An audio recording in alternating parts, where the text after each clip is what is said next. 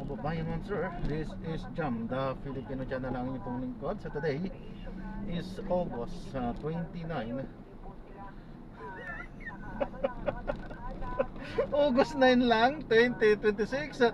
At tayo ngayon ay papunta dyan sa may Lucky Chinatown Mall. Yan sa may Binondo, Barangay 293 Binondo, Manila. At dadalhin ko natin yan sa may Swiss Bell Hotel sa may T. Mapua Street, Barangay 301, Santa Cruz, Manila. Okay, so magbabalik po tayo mamayang konti po pag nakuha na po natin sila. Disclaimer lamang po, ang content po natin ay kalsada at hindi ang passenger. Kaya nga naman, sakali man po na may marinig kayo mga pangalan ng lugar, pangalan ng tao, pangalan ng organization sa government o private man yan, ay wala pong kinalaman ng channel na ito at wala pong pinapatungkulan. Lahat po ng pinag-uusapan dito ay pawang dito lamang po yan sa loob at wala pong pinapatungkulan sa labas. Magbabalik po tayo mamayang ante pag nakuha na po natin itong ating susunod na misyon. Pagpapatuloy roon sa asalan, sabihin natin asalan yung kanilang mga pag-aaral. Tinitiyak naman po ng DSWD, especially for those inside evaluation centers, na meron pa rin mga alternative learning methods o methodologies na isasagawa. At sa gayon ay nagpapatuloy pa rin yung learning intervention sa kanila. For now ba, kasi may schedule ba na kung saan iikot si Secretary Gatchalian para may monitor itong mga flooded areas? Well, nakatutok po si DSWD Secretary Rex Gatchalian. In fact, meron naman po tayong Disaster Response Command Center, and this morning ay nagbibigay po siya ng guidance sa lahat ng ating mga regional directors, particularly sa mga region na talagang naapektuhan.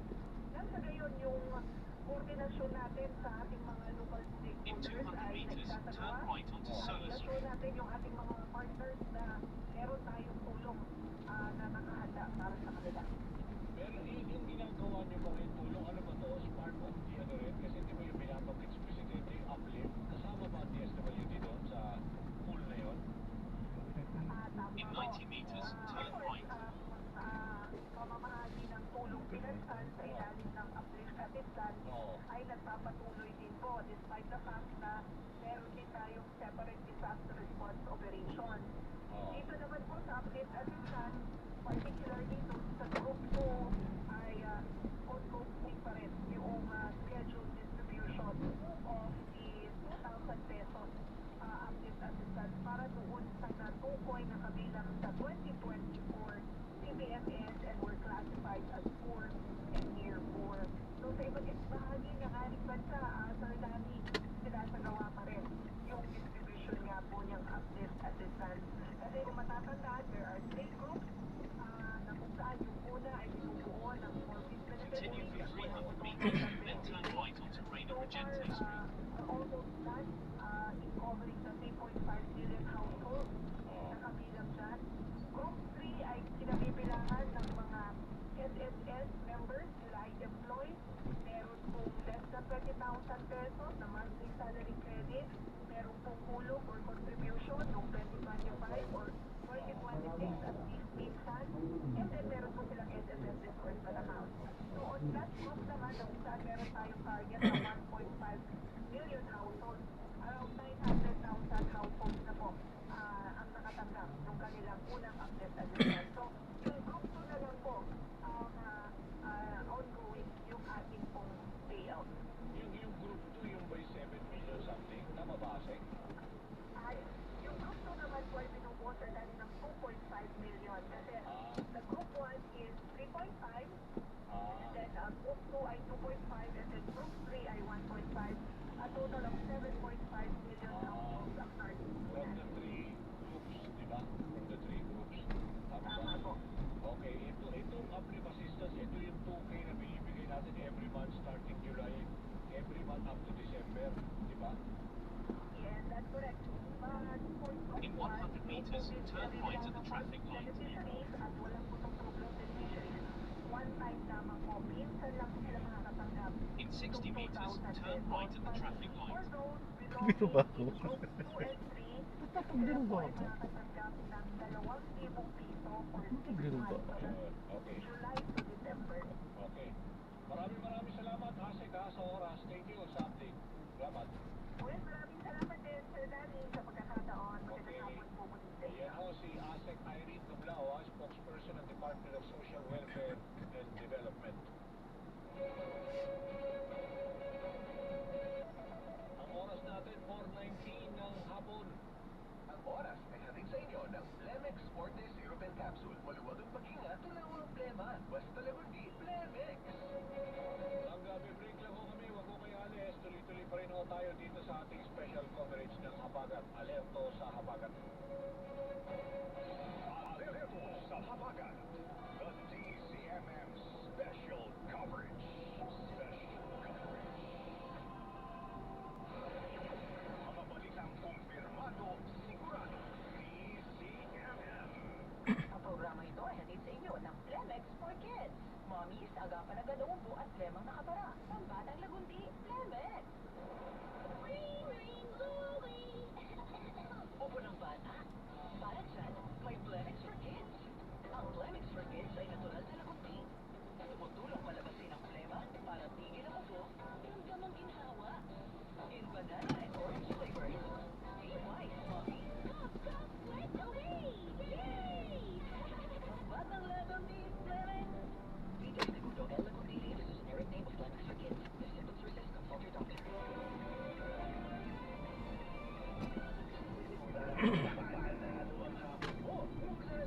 In 100 meters, arrive at your destination.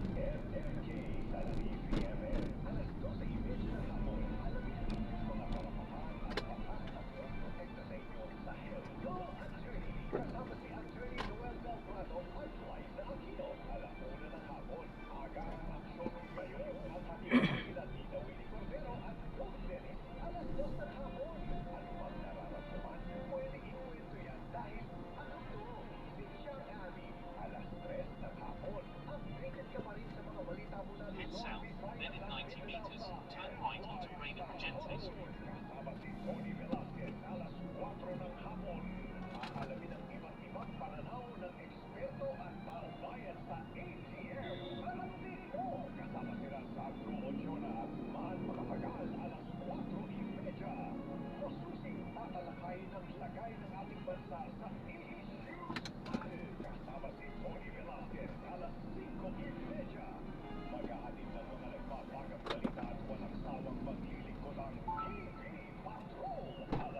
Arriving in 4 minutes, Hello, sir. Good morning. Good afternoon. Sir Katsu, ha? Yes, that's Yes, sir. Thank you. arriving in 10 minutes at 4:32 p.m. This route is toll-free. In 40 meters, turn right onto Reina Regente Street.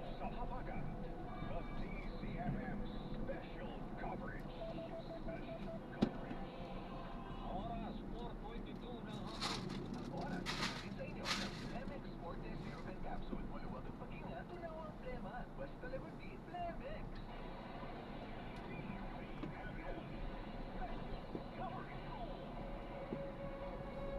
Balik na ho tayo natin sa ating programang special coverage ng Alerto sa Habagat. Ayun ho, ay mga kasama na natin. In 100 meters, turn left onto Juan Luna Good Street. afternoon, si Danny Buenape. Good afternoon, Sir Danny. Kumusta na po kayo? Mabuti naman. Ako, medyo talagang matindi itong pangulan, itong Habagat. At kanina nakausap namin yung reporter, si Bert Dizon. Umiikot dyan sa area nyo, dadaanan dyan. Marami raw na iniwan na mga basura dyan sa Malabon Central Market nung umupa yung baha. Kamusta ho ang natin dito, pag-address ang problema? Papupuntahan na lang po ng mga basura dyan sa Malabon Central Market.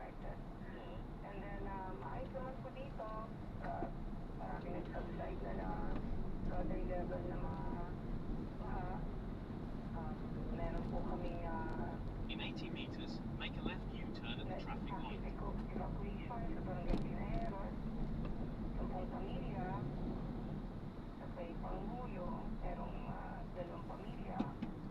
And then the rest of the barangays are here naman. Oo. So, okay naman kami, may no power and water interruption. Oo. At possible naman po lahat ng daanan po namin dito.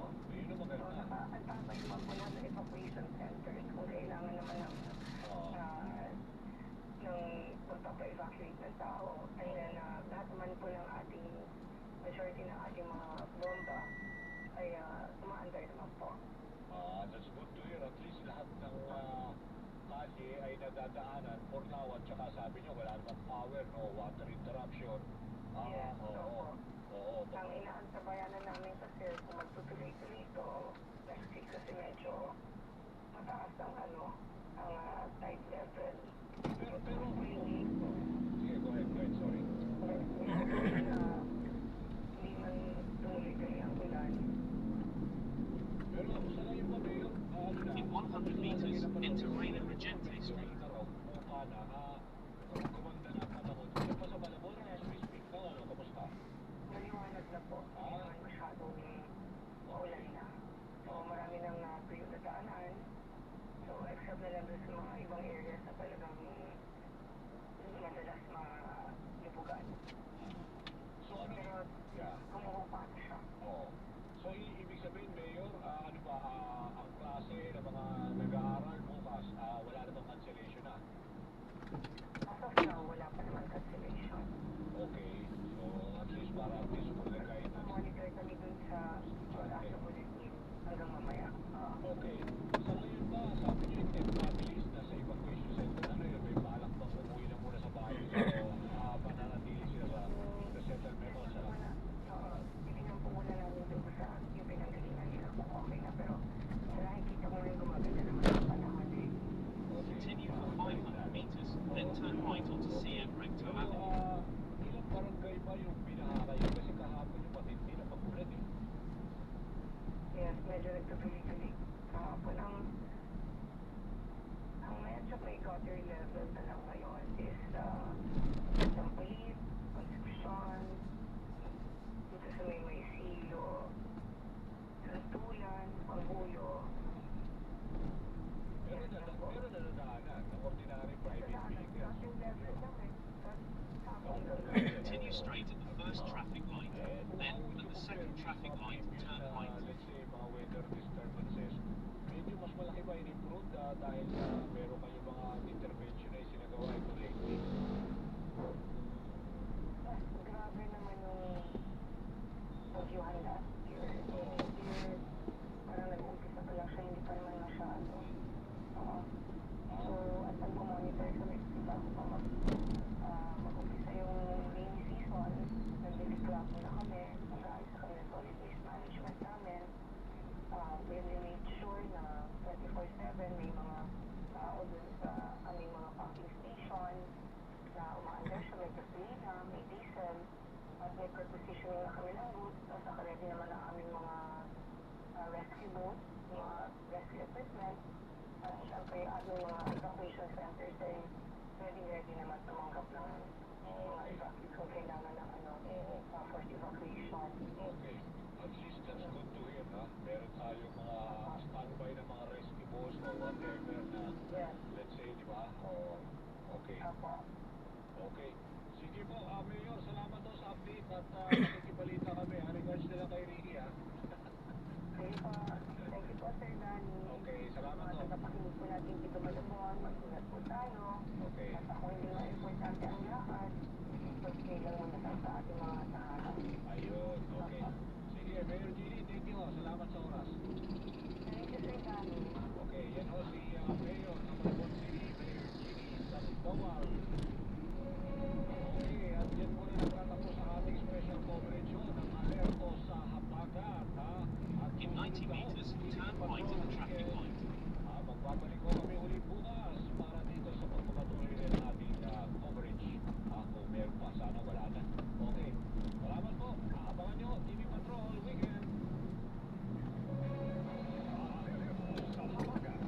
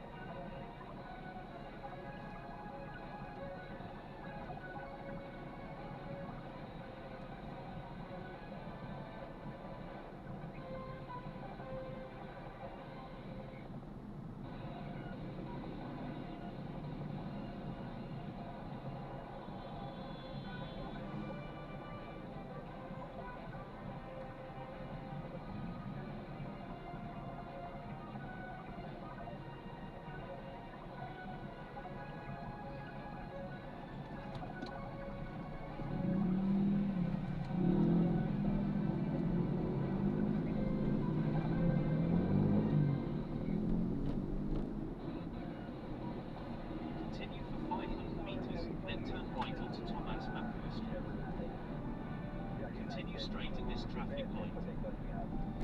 Sama-sama tayo sa pagtulong. Tayo ang lingkod, tayo ang kapamilya.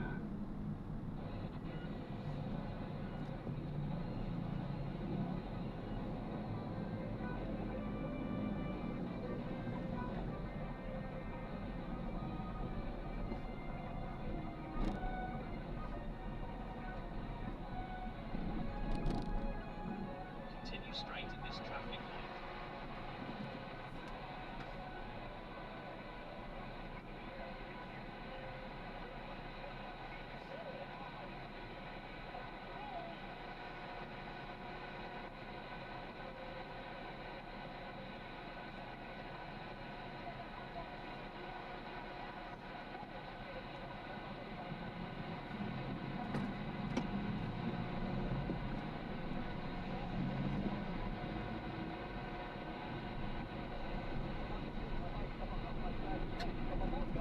Driver patay rin matapos mapagtangan ng poste ng kuryente at sinisilong ng puno sa kasagsagan ng ulan dulot ng habagat. Ang pamilya pinigas sa baha sa Continue straight at the first traffic light. Then at the second traffic light, turn right. at pamawala na rin ng tubig. Sitwasyon sa mga apektadong lugar, alamin live. Habagat at papatagan pa ang biglang palagay ng panahon. Susukat. Tapatan, In 100 meters, dinaan, turn right at the traffic light. sa paligid Super Round of 16, mabenta ang ticket. Habang ang dalawa, inaasahang magiging In 30 meters, turn right at the traffic light. Ila-level up ang aktingan sa bagong pelikula. Arriving in a minute at 4:33 p.m. This route is toll-free. Kaya't isulang Water World at lumubog sa tubig ang ilang bahagi ng Metro Manila at ibang probinsya. Kaugnay niyan, live nakatutok ang ABS-CBN News sa mga lugar na lubang naapektuhan ng In 80 habagat, meters, kabilang ang arriving at Quezon destination. City, Camanaba, Parañaque, Batangas, Cavite at iba pang probinsya. You have arrived at your destination. Isang rider ang namatay matapos mabagsakan ng puno at poste ng kuryente sa Central Yo Ferro po. Road sa Thank you very much. Sige po, ingat po. kaninang umaga. Thank you. Maraming sa mga residente ang gumamit na ng bangka para makalikas sa mas mataas Ayan, na so lugar. nag-wrap na natin sila. Maraming salamat po sa panonood. Si Liza Aquino. Hanggang sa muli. Ingat at God bless. 4:36 p.m. Paalam po muna. Pansamantala tayo ay gagawa ng ibang video sa ating susunod na misyon. Then turn right onto Paalam po muna pansamantala. This is Jam, the Filipino channel, ang inyong pong lingkod. Paalam po.